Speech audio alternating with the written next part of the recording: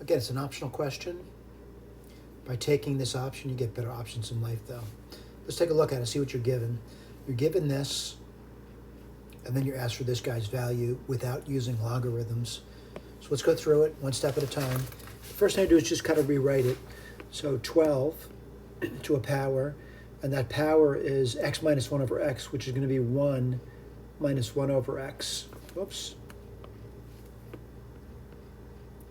And that's going to equal the number 3. All right, and again, my goal is to get here. So let's take a look at this. This is going to be 12 times 12 to the minus 1 over x, just using kind of simple rules of exponents here, equals 3. What I'm going to do is divide both sides by 3 and divide both sides by 12 to the minus 1 over x. And what would you get? You would get 4. On the right-hand side, you would get 12 to the 1 over x. Again, just using simple principles of exponents. I'm getting close.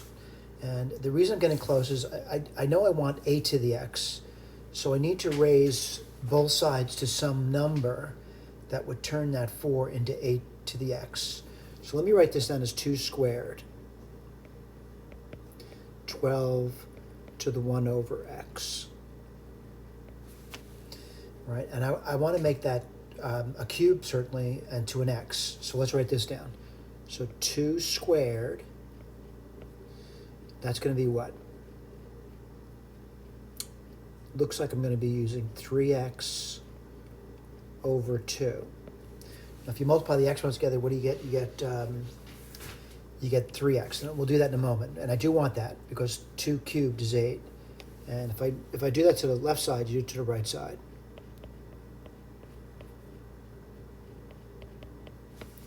And what do you get here?